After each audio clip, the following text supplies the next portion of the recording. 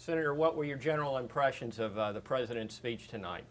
Well, I think it was very important that President Obama really connect with the American people on the issues that they have been very energized of late about. And quite honestly, that's the jobs, the strength of the economy, our spending here in Congress.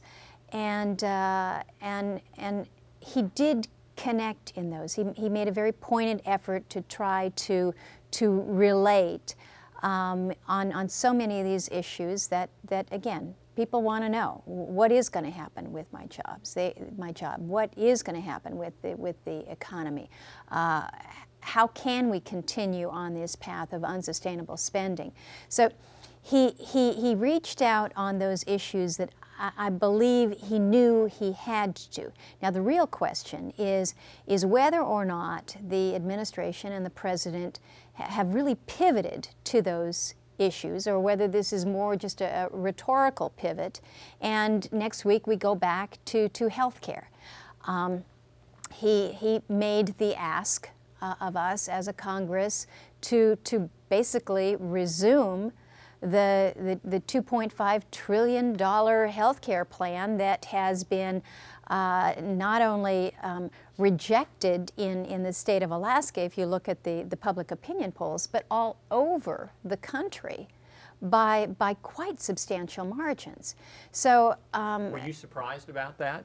Well, I fully expected that he would bring up the issue of health care.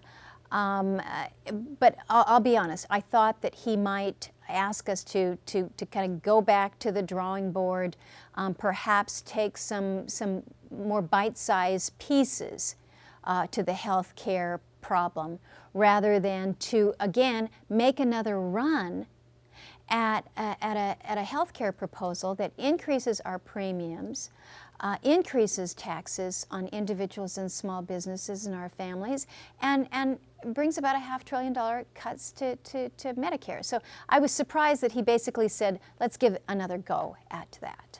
You're the senior Republican on the Energy Committee. He talked a little bit about energy, talking about an energy bill and a climate bill. He mentioned more nuclear plants. He mentioned offshore drilling. What was your impression of his energy proposals? Well, I was pleased, first of all, that he indicated and said very clearly that more nuclear needs to be part of our energy portfolio here in this country. I was pleased that he specifically addressed our offshore resources and our encouraging us to advance those. It was interesting how he phrased his request to the Congress.